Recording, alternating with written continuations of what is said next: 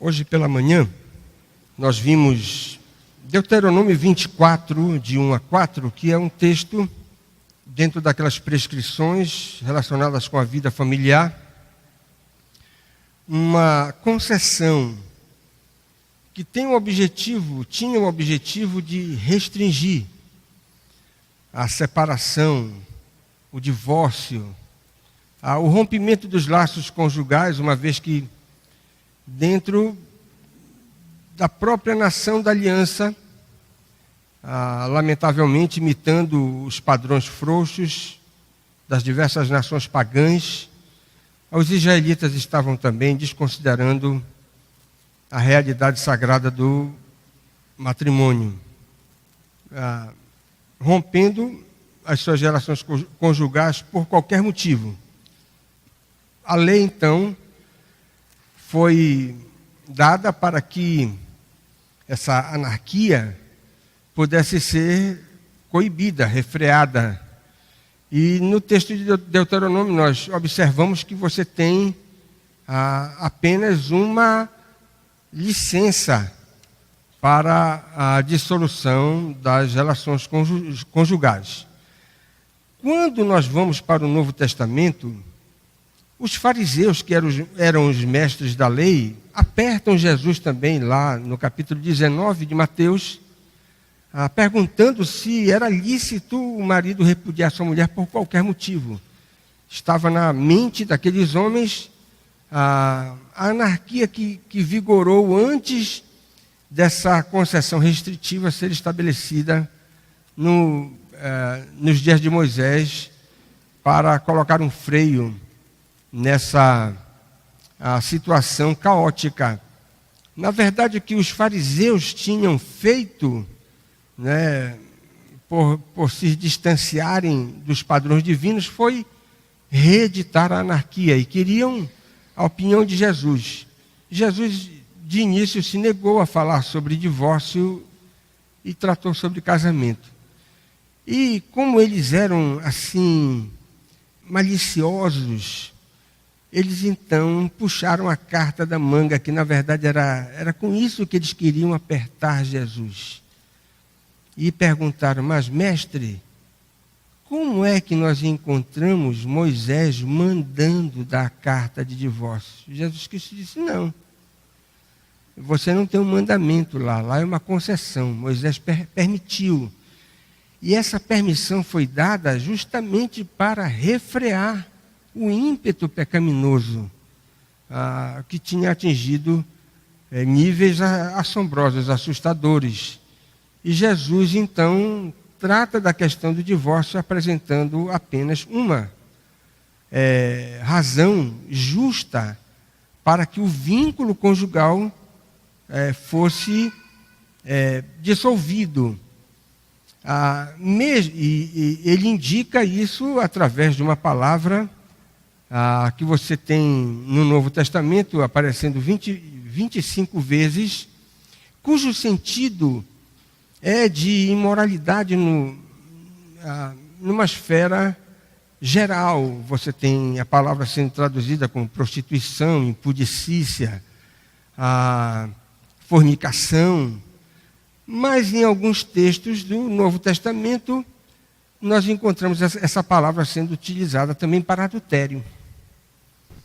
E o que Jesus está dizendo em Mateus 19, usando essa palavra, não é o pecado sexual entre solteiros, que seria fornicação. É o adultério, é o pecado sexual entre casados.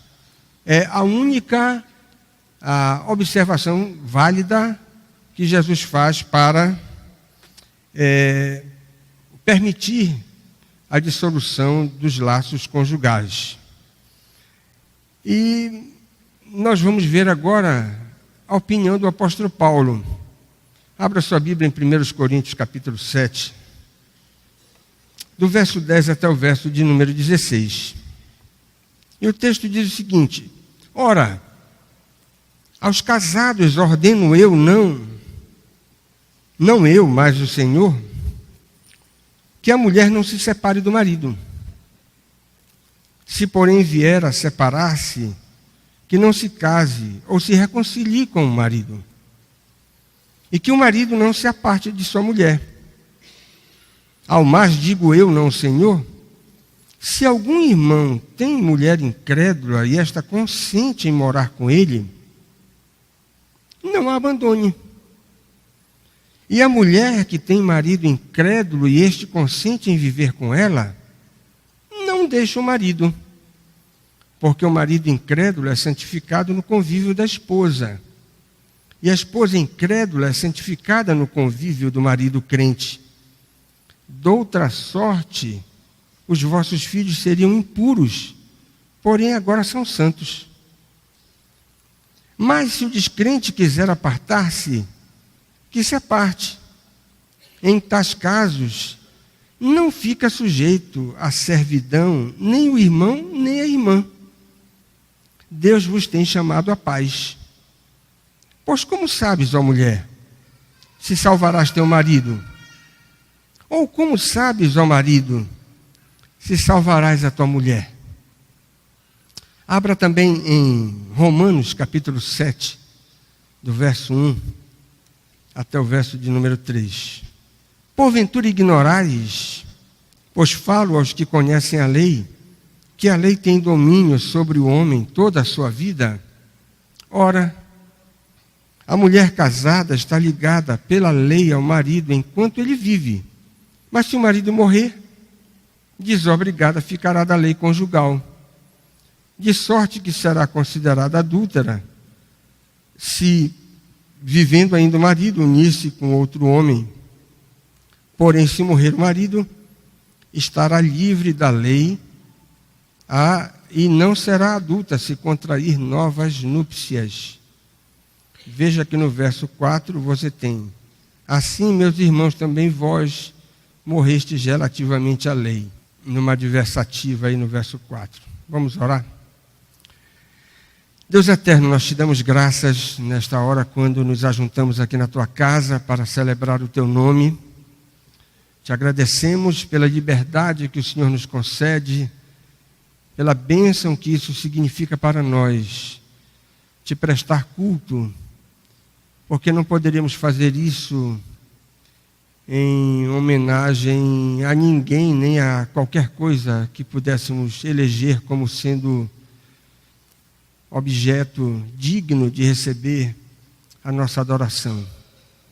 Mas queremos te louvar também por termos a tua palavra para considerar, ajuda-nos a entendê-la, ilumina nosso entendimento, nos habilita, Senhor, a compreender a tua verdade e não apenas compreendê-la, mas desejar obedecê-la para que o teu nome seja glorificado através do nosso comportamento enquanto estivermos aqui neste mundo. Abençoa cada pessoa que chegou até aqui nesta noite. O Senhor conhece os dramas, o coração de cada um, e o Senhor sabe aquilo que é melhor para cada pessoa aqui presente.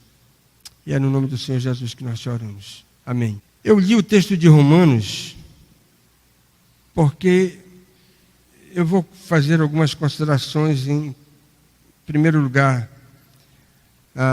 relacionadas com esse texto. Nessa passagem, é interessante que algumas pessoas usam esse texto de Romanos 7, de 1 a 3, para dizer, olha, está aí. Paulo está ensinando sobre a indissolubilidade do casamento. E são pessoas que professam a fé protestante, reproduzindo aquilo que você tem no catolicismo romano. Mas o texto não serve para esse tipo de coisa, para essa confirmação. Paulo, em Romanos 7, usa o casamento apenas como uma ilustração. Se você prestar atenção, veja aí no título do capítulo. A alegoria do casamento.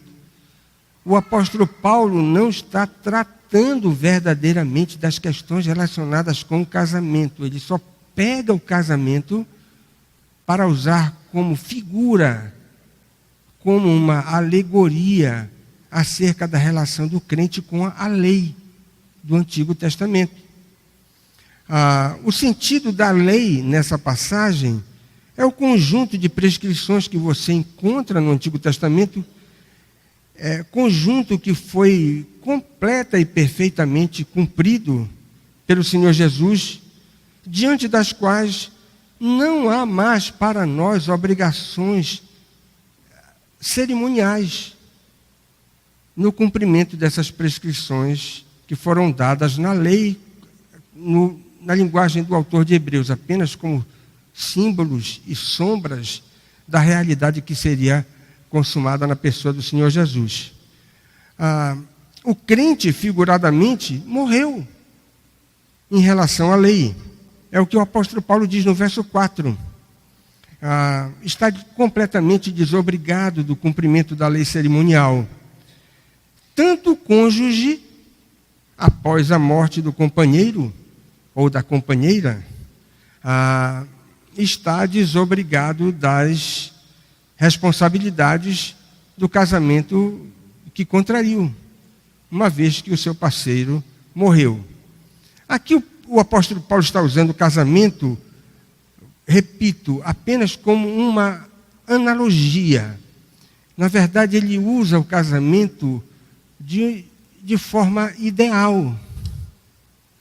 Mostra o casamento de forma ideal. Ele não está tratando do assunto casamento, para que a gente possa, a partir do próprio texto, tirar lições relacionadas com essa instituição.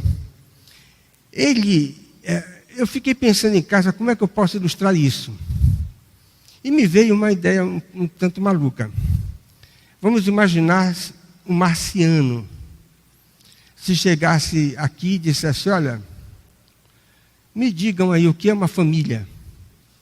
Em poucas palavras, me digam o que é uma família. O que é que você iria dizer? Bem, uma família é quando duas pessoas que sentem uma certa afeição uma pela outra, se juntam através de um processo formal, passam a morar juntas numa mesma casa, e agora recebem filhos, criam os filhos com o objetivo de cumprir um projeto de vida juntos. Você vai dizer isso para o marciano. Agora imagine o seguinte, o marciano viu o Felipe e a Juliana, ouviu o Diego e a Thalita, ouviu o Fernando e a Monique. E o que é que o marciano vai dizer? Eles não são uma família. Por que não são uma família? Ainda não têm filhos ainda.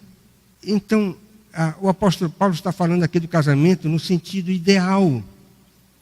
E eu escrevi aqui, ele não está tratando das excepcionalidades e das intercorrências da relação conjugal.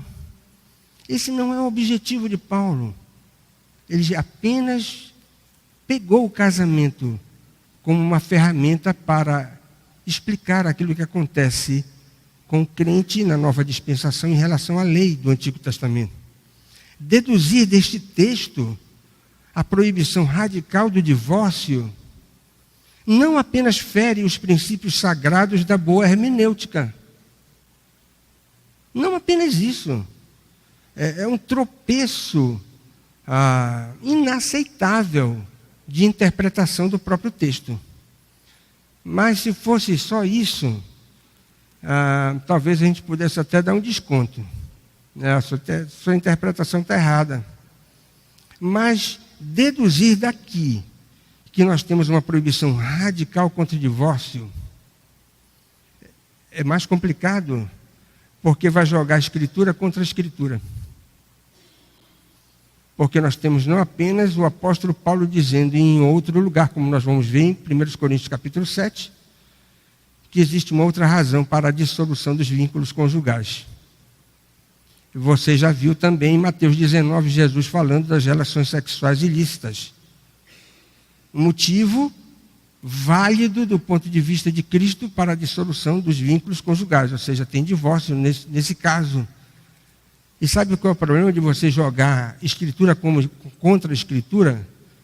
dizendo que num texto você tem esse tipo de interpretação, no outro texto você tem uma interpretação completamente diferente, radicalmente diferente, você está dizendo, na Bíblia tem contradições. E se você diz que na Bíblia tem contradições, você fere o princípio inegociável da inspiração das Escrituras. E aí acaba o cristianismo. Então, quando você interpretar um texto que lhe levar a uma determinada conclusão radicalmente contrária a tudo aquilo que no restante da Bíblia você tem sendo defendido de forma tão clara, preste atenção, não é a Bíblia que está se contradizendo. O que é que acontece então? É sempre você ter humildade, né? É você que errou na interpretação. Você chegou à conclusão num determinado texto que é X, mas a Bíblia, no restante, diz que é Y. Não é a Bíblia que está se contradizendo, é você que errou. Nesse texto que você está dizendo que é X, não é X, é Y. Porque a Bíblia não se contradiz. Então, se alguém usar o texto de Romanos capítulo 7, versos 1 a 3, para defender a indissolubilidade do casamento, ou sustentar de forma radical que não existe divórcio em nenhuma situação, peça licença para essa pessoa e diz, olha, você está errado. A sua interpretação não tem apoio no restante das Escrituras. Você está falhando na sua maneira de interpretar o texto. E pior, você está jogando Escritura contra Escritura.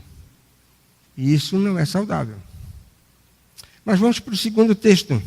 A segunda passagem, abra lá em 1 Coríntios, capítulo 7. Paulo começa enfatizando a manutenção da relação conjugal. Ainda que seja um casamento com alguém incrédulo. Admitindo, inclusive, a possibilidade da eventual separação temporária. É o que diz o texto. Se você tem pessoas que por algum motivo se separam, você tem que dizer, olha, vocês não podem casar. Você tem que dizer isso, né? A proibição. Ou vocês se reconciliam. Era isso que estava acontecendo lá no contexto da igreja de Corinto para quem o apóstolo Paulo está escrevendo. E ele recomenda enfaticamente a reconciliação. Não poderia ser diferente, ele é um pastor. Ele não pode apoiar o divórcio, a separação, o litígio, a dissolução dos vínculos conjugais. E parece que havia por trás do questionamento, preste atenção nisso, é muito interessante,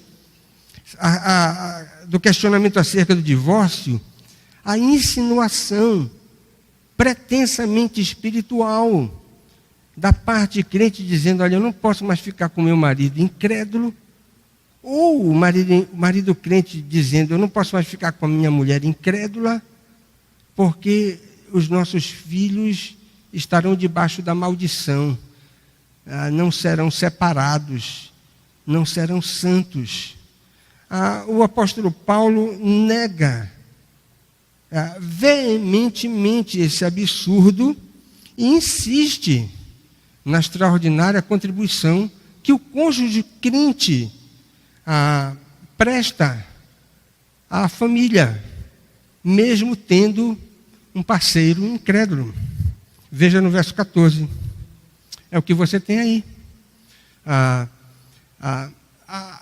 O fato de alguém ter um cônjuge incrédulo não é razão para acabar com o casamento. E você pode observar que há um consenso entre as partes. Se há acordo, se há consenso, se os dois concordam, então devem manter o casamento. Ainda que você tenha uma relação mista aí, de um crente com um incrédulo. Mas a mulher se converteu depois de estar casada. O marido não a acompanhou.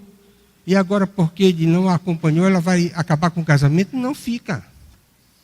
O marido se converteu. E a mulher não o acompanhou. Ele vai deixar a mulher? Não, fica. com a mulher. E os nossos filhos serão espiritualmente prejudicados? O apóstolo Paulo diz, olha, tire essa preocupação da sua cabeça. Não vai ter prejuízo nenhum com relação às crianças. Agora, veja bem no verso 12 e 13. Você tem uma adversativa forte, mudando o quadro em questão, que era de um razoável consentimento entre as partes, que agora muda para passar para a deserção irremediável por parte do incrédulo. E é perfeitamente compreensível isso no contexto da igreja primitiva. Algumas esposas se convertiam ao cristianismo e não eram acompanhadas pelos próprios esposos. Como abraçar a fé envolvia riscos imensuráveis, desde a marginalização social.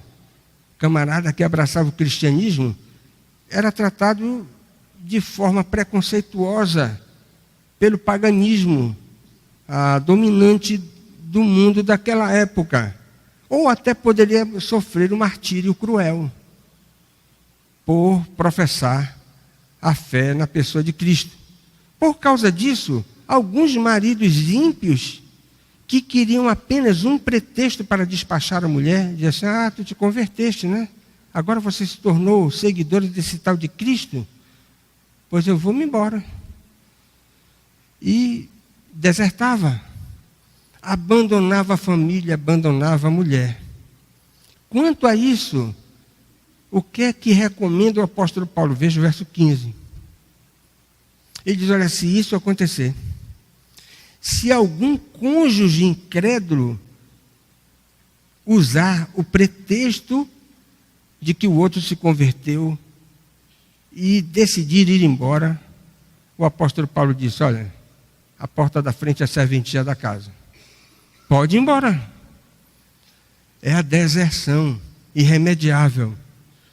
E preste atenção, no próprio texto, não tem qualquer tipo de censura sugerida para esses casos, presumindo-se que os atingidos pela deserção pudessem sofrer algum tipo de sanção, por exemplo, não participar da ceia.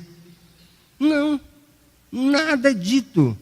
Significa dizer que aqueles que foram atingidos pelo golpe do incrédulo que se apartou, continua no estado de plena comunhão, sem sofrer qualquer sanção com relação a isso. Por inferência, também se pode concluir que a parte abandonada tem o direito de contrair novas núpcias, uma vez que o desertor deve ser considerado como um cônjuge morto. Neste parágrafo se acha no Novo Testamento a segunda razão biblicamente válida para a separação matrimonial. Não ensejando que o crente que é vitimado pela deserção do cônjuge incrédulo tenha a obrigatoriedade de casar de novo. Ele tem direito, se ele quiser casar. Se ele quiser permanecer no estado em que ele ficou, sozinho, que fique. Eu queria recomendar um livro. Com certeza um dos melhores livros sobre casamento. Não é mais essa aqui é a capa velha da primeira edição. Mas é um livro espetacular. Espetacular porque você não tem aqui receitinhas para orientar sua família. Aqui você tem exposição bíblica consistente para orientar sua família, desde o que é família, quais são os papéis dos cônjuges, qual é a obrigação do marido, quais são as obrigações da mulher, a relação dos pais com os filhos, relação de filhos com filhos. E até no último capítulo você tem um capítulo sobre divórcio e novo casamento. Mas quem é o autor desse livro? Iranete, Augusto Nicodemos e a sua esposa Minca. Schalkwijk, a holandesa, né? E eu vou ler aqui 2 parágrafos da página 181 para resolver o problema, a dúvida da Iranete. Olha o que é que o autor do livro diz. A servidão a que Paulo se refere aqui em Coríntios 7, ele está expondo esse texto, é insistir no casamento com o descrente que está determinado a divorciar-se. É a única vez na Bíblia em que o casamento é chamado de escravidão. Este é o sentido literal do texto. Que escravidão boa, né? Paulo ensina que a deserção obstinada do incrédulo deixa o crente livre. Um caso não previsto nas palavras do Senhor sobre divórcio e novo casamento. Aí você diz assim, olha, Cristo não previu isso, mas o apóstolo Paulo escreve para a igreja de Corinto tratando deste assunto e apresentando esta segunda cláusula. Seria porventura ela válida? Claro, nós estamos diante de um texto inspirado, tanto quanto o Evangelho de Mateus, onde você tem o registro das palavras do Senhor Jesus. Mas olha a terceira coisa que ele diz. Concordamos com Lutero. Concordamos com Lutero que isto significa que o crente está livre para casar outra vez. Que palavra boa, né? Esperançosa. O crente está livre para casar outra vez. Esta interpretação não é aceita por todos. Alguns acham que esta liberdade para o segundo casamento só ocorre quando o descrente que abandonou casar de novo. Mas a interpretação mais natural do texto é que a liberdade da servidão a que Paulo se refere é para um novo casamento. Se ele falou alguma coisa na internet, ele está desdizendo aqui o que ele escreveu. Está escrito. Está registrado. Desse texto aqui de 1 Coríntios, capítulo 7. Portanto, nós encontramos em Mateus, capítulo 19, relações sexuais ilícitas, porneia, adultério, como sendo a primeira razão válida para o divórcio. E aqui nós temos a deserção irremediável como uma outra razão igualmente válida para a dissolução dos vínculos conjugais. Ambas as orientações igualmente inspiradas e que devem ser acatadas por nós. A pergunta é a seguinte: o que é que diz a nossa confissão de fé? A confissão de fé de Westminster. Capítulo 24, que trata sobre o casamento e divórcio na nossa confissão.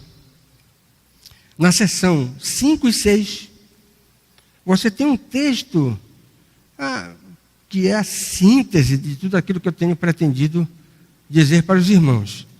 Olha o que o texto diz. Pense agora em Deuteronômio 24. O adultério ou fornicação cometidos depois de um contrato, está pensando em alguém que estabeleceu um compromisso na nossa convenção de namoro ou de noivado, sendo detectado antes do casamento, dá à parte inocente justa razão para dissolver o contrato. No caso de adultério depois do casamento, é lícito a parte inocente propor divórcio e depois de obter o divórcio, casar com outrem, como se a parte infiel estivesse morta. Posto que a corrupção do homem seja tal que o disponha a forjar argumentos para indevidamente separar aqueles a quem Deus uniu em matrimônio, contudo, apesar de toda a engenhosidade humana, a elaboração pecaminosa da natureza corrompida, o texto da confissão diz: nada a não ser o adultério é causa suficiente para dissolver o vínculo matrimonial. a não ser que haja deserção tão obstinada que não possa ser remediada nem pela igreja, nem pelo magistrado civil. Junta todas as autoridades e não conseguem fazer com que o camarada desista de ir embora. Para a dissolução do matrimônio, não pode ser de boca. É necessário processo público e regular, não se devendo deixar ao arbítrio e descrição das partes decidir o seu próprio caso. Espetacular o texto da nossa confissão. Primeiro, porque com clareza absoluta ela nos mostra os dois únicos motivos que temos para a dissolução dos vínculos conjugais na esfera do matrimônio: o adultério e a deserção irremediável. Não poderia ser diferente, porque se você for pegar a confissão de fé e for analisar as citações de rodapé que apoiam a própria elaboração das seções desse capítulo, você vai ver que os textos são esses que nós estamos procurando entender. Claro que a confissão vai apresentar apenas as duas razões biblicamente válidas para a dissolução dos vínculos conjugais. Segunda coisa que nos chama a atenção: a confissão assegura com clareza o direito da parte inocente de contrair novas núpcias, se assim a pessoa o desejar. A confissão rompe com a ideia católico-romana da indissolubilidade do matrimônio, do casamento. E não é por causa de Henrique VIII, por causa da Bíblia. E por último, a confissão estabelece que assim como o casamento deve ser feito de papel passado, ou seja, casamento não é só quando o homem diz para uma mulher: olha, vamos morar juntos, vamos viver uma vida a dois. Não, tem que passar o papel. E a confissão diz: olha, assim como se exige que para casar se passe o papel, também para separar tem que passar o papel. Tem que ser de maneira formal. Não é separação só de lábios.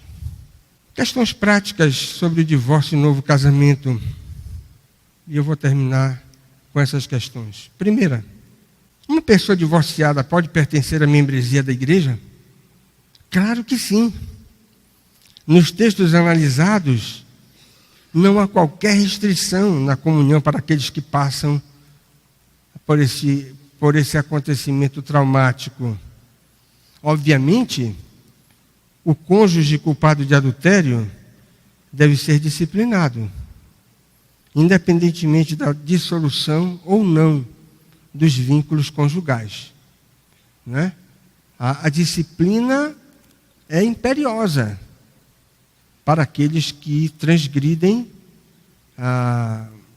os votos de fidelidade conjugal.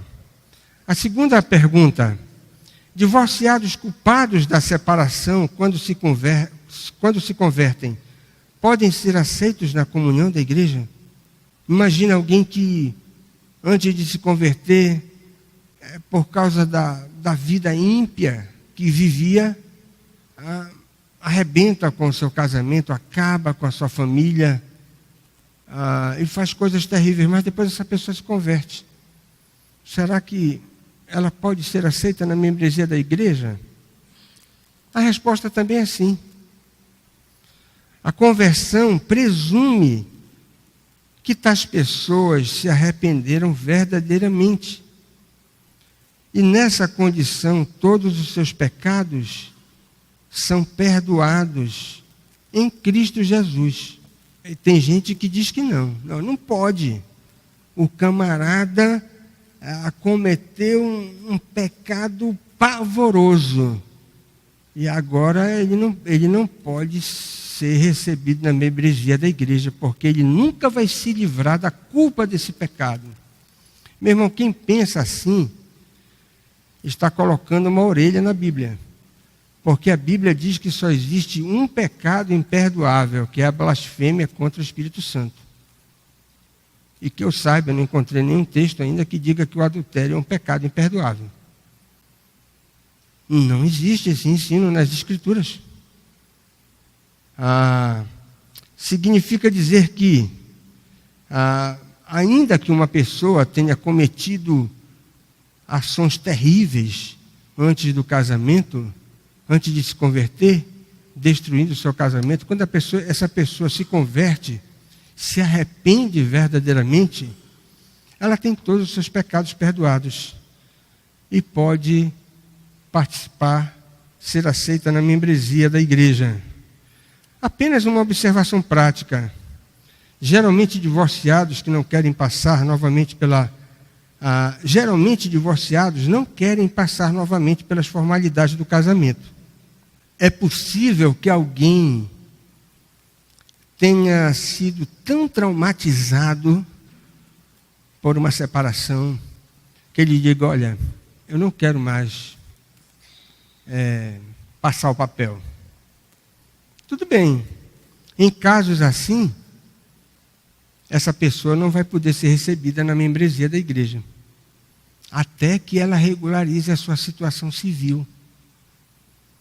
Porque nós não podemos receber pessoas nessa situação dentro da membresia da igreja sem estarem regularmente casadas, né? Então, nós não temos membro na igreja evangélica obediente às Escrituras, né? Amaziadas. Tem que passar o papel, regularizar a situação civil para que possa ser aceita na membresia da igreja. E a última pergunta: um divorciado pode exercer algum dos ofícios dentro da igreja? O que quer dizer ofícios? Diaconato, presbiterato, pastorado.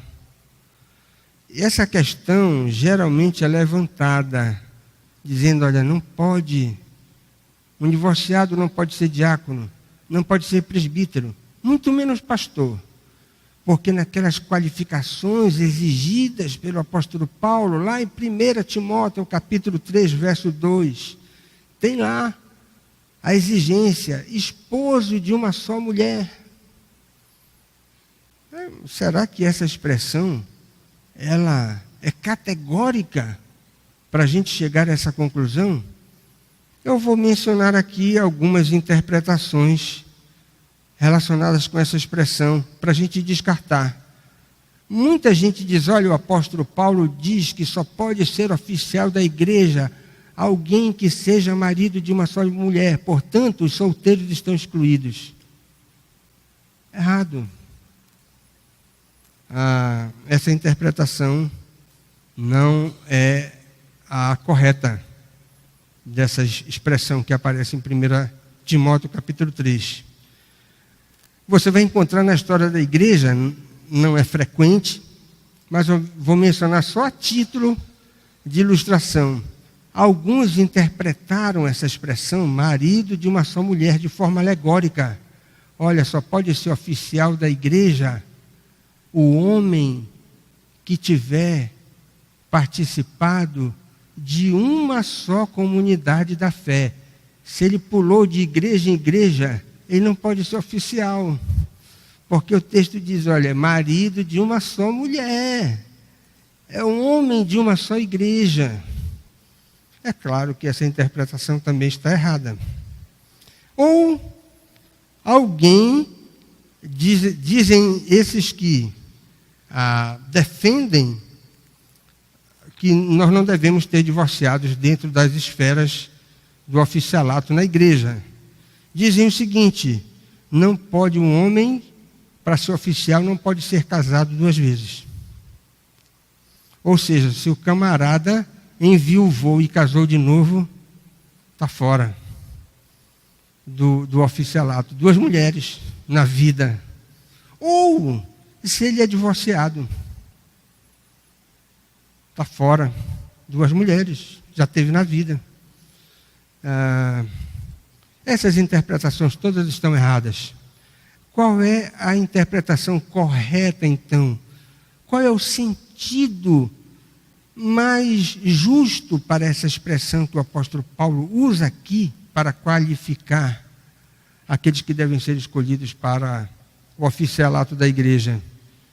O sentido correto é que seja um homem monógamo,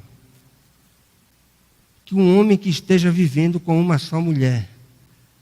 E a pergunta é, por que o apóstolo Paulo está dizendo isso? Porque reconhecidamente no âmbito da igreja primitiva, homens polígamos se convertiam e levavam todas as mulheres para a igreja. O apóstolo Paulo diz, olha, eles vão participar da igreja, mas eles não podem ser oficiais, porque eles são polígamos. Mas essa é a situação do mundo, era a situação do mundo. O apóstolo Paulo não ia dizer assim, olha, escolha uma mulher, ou a mais antiga, você tem que ficar só com uma, despacha as outras. Esse era o contexto da época. Irmãos, será que a nossa interpretação está certa? E aí eu vou pedir a ajuda do reformador João Calvino. Olha o comentário de Calvino sobre essa expressão. A única exegese correta, ele diz, não é minha. Ele diz, é a de João Crisóstomo, o pai da igreja, um dos maiores oradores da igreja cristã, inclusive apelidado de Boca de Ouro. A única a exegese correta é a de Crisóstomo, que considera o texto como uma expressa proibição de poligamia na vida de um bispo. Numa era quando era quase legal entre todos os homens ter várias mulheres. Calvino continua. Era muito oportuno que Paulo insistisse que um bispo, um oficial, deveria ser uma pessoa isenta de tal nódoa. Por quê? O padrão original de Gênesis 2:24 é um padrão monogâmico. Uma só mulher. Irmãos, eu concordo. Eu agradeço a João Crisóstomo. Eu agradeço a João Calvino. Né? Agradeço aos outros comentaristas, o Hendrickson, e tantos outros que defendem essa interpretação. Logo, um homem que tenha passado por essa experiência indesejável, altamente indesejável, dolorosa, triste, amarga, mesmo sendo culpado de ter sido a causa da separação na sua vida passada, tendo se arrependido verdadeiramente e demonstrado sinais evidentes de conversão, está apto para servir a Cristo com os seus dons e talentos nas diversas esferas do serviço da igreja e até na esfera do oficialato. Nós não podemos imaginar que um pecado passado possa se transformar num impedimento insuperável para que alguém possa usar os seus dons e talentos dentro da esfera do corpo de Cristo. Apenas eu gostaria de terminar com uma observação lógica decorrente da natureza distintiva dos ofícios, que eu acho que cabe aqui. Quando nós estudamos a primeira carta de Paulo a Timóteo, o apóstolo diz assim, olha, existe um corpo de oficiais que está relacionado com a administração, são regentes, e nós podemos dizer que esses são os presbíteros, né? Os diáconos também são oficiais envolvidos no serviço da igreja. Mas o apóstolo Paulo diz, olha, tem uma outra classe que é diferente. Assim como existem os presbíteros regentes, existem os presbíteros docentes, aqueles que têm a responsabilidade do ensino, do estudo da palavra, da pregação.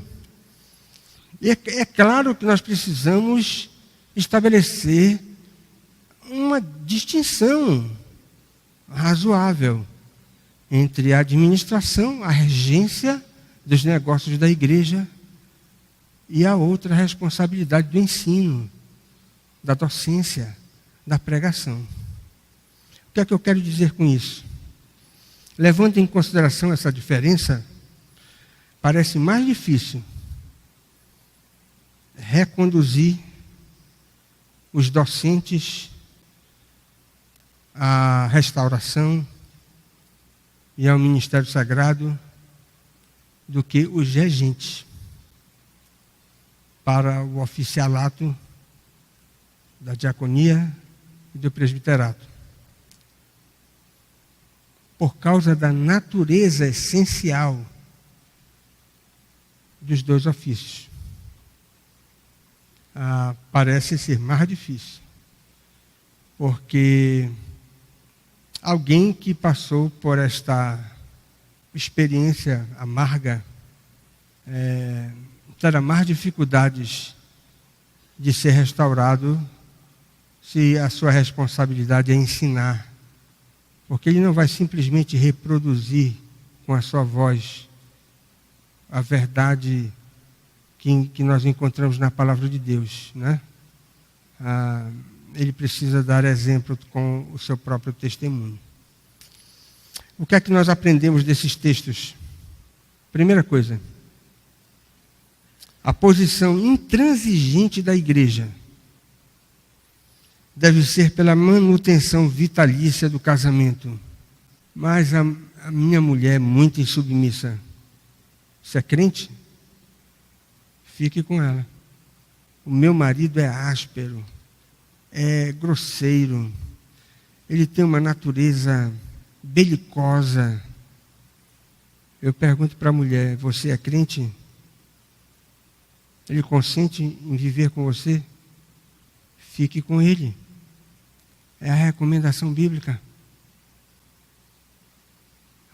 Só existe uma possibilidade para a gente tentar resolver essa questão do litígio se houver risco de vida envolvido na situação. Né? Olha, o camarada prometeu me matar, ele já está lá com a faca pronta, ou com revólver, ou com um galão de gasolina, ele vai tocar fogo em mim, na casa toda. E nós tivemos elementos concretos, onde exista ameaça de vida. Então, talvez a gente tenha que tomar algumas medidas protetivas e sugerir uma separação temporária. Fora isso, em condições normais de temperatura e pressão, um cônjuge crente deve lutar até a morte pela manutenção do seu casamento. E essa é a posição que a igreja tem que tomar. Não pode fraquejar nessa intransigência. A segunda coisa, a igreja deve investir pesado na construção de casamentos sólidos e saudáveis, instruindo, fazendo encontros de família, né? As mulheres da SAF, os homens da UPH, o pessoal da mocidade, ouvindo sobre namoro, sobre como construir um casamento correto à luz da palavra de Deus, investir pesado na construção de casamentos sólidos e ter maturidade espiritual para ajudar aqueles que passam por conflitos dolorosos. A igreja precisa se comprometer em oferecer ajuda para que a família continue de pé, estável. Esse é um dos papéis fundamentais da comunidade da fé. E por último, a igreja local, ela precisa ser uma poderosa agência de acolhimento para aqueles que passam por traumas conjugais. Preste atenção nisso, oferecendo aconselhamento sério. Não pode ser aquele tipo de aconselhamento onde nós vamos sugerir pomada para graves infecções. Não dá certo. Aconselhamento sério é quando você tem infecção e você sugere, então, cirurgia, bisturi. Você precisa cortar na própria carne. Você precisa arrancar aquilo que está provocando a enfermidade da sua vida e se espalhando pela sua família. O aconselhamento precisa ser confrontador. Aquela psicologia barata que não trata o pecado como pecado não leva a nada. Não adianta você recomendar balões coloridos. Não leve balões coloridos isso não vai resolver o problema do casamento. Compre uma caixa de chocolate para sua esposa. Isso é legal, é bom. Mas quando tiver tudo em paz, caixa de chocolate não vai resolver problemas que precisam ser tratados de forma confrontadora. E muitas vezes, os cônjuges que procuram aconselhamento não querem ouvir essa confrontação. Mas sem a confrontação séria, piedosa, não tem saída. Pois sabe o que é que acontece? Cumpre-se a velha máxima. Se você tem um diagnóstico errado, você vai dar remédio errado. Mas chegar num diagnóstico sério, dói, mas é necessário. Porque senão nós não vamos prescrever o remédio adequado. E nós precisamos aconselhar, dizendo para os piores pecadores: tenho esperança para você. Tenho uma palavra de esperança para você. O camarada diz: olha, não tem mais jeito. Tem jeito sim. Em Cristo nós podemos desfazer os piores parafusos, as piores cabeçadas, os piores deslizes. Nós podemos consertar os estragos mais profundos. E essa deve ser a nossa palavra de esperança para aqueles que estão passando por situações traumáticas, qualquer que seja ela. Em Cristo há esperança para todos os pecadores. Essa é a mensagem maravilhosa do Evangelho. Há esperança para os piores pecadores. E que Deus nos abençoe, nos capacite a entender isso e também a praticar. Senhor, nós te agradecemos pela tua palavra. Louvamos o teu nome pelos textos que tivemos a oportunidade de considerar. Ajuda-nos a cada dia a entendê-los com mais clareza, com mais precisão, comparando com aquilo que o restante da tua palavra ensina. E também tendo nos nossos corações aquele sentimento genuíno de humildade, para sermos apenas o eco da verdade e não a voz da mentira. Abençoa cada pessoa aqui presente nesta noite. Nos ajuda, aqueles que são casados, dá-nos da tua graça a cada dia, para conservarmos os nossos votos conjugais no melhor nível possível, para que a nossa espiritualidade professada não venha a cair em descrédito. e não venhamos a profanar o teu nome. Tem misericórdia, Senhor, de cada um de nós. Nós somos frágeis criaturas. E necessitamos imensuravelmente da tua graça manifestada na nossa vida, tratando daquelas áreas onde a nossa natureza corrompida mais nos atrapalha. Abençoa, portanto, neste momento, quando vamos participar da ceia. Ajuda-nos para que possamos cumprir aquilo que o Senhor exige de cada um de nós, que é o autoexame. Nos abençoa para que possamos confessar a Ti os nossos pecados, que cometemos por pensamentos, palavras e obras, e até aquilo que deixamos de fazer, e que estava dentro da nossa responsabilidade, os nossos pecados de omissão. Tem misericórdia, ó Deus, e limpa dos nossos corações aquilo que não é do Teu agrado, para que o Teu nome seja glorificado. Em nome do Senhor Jesus. Amém.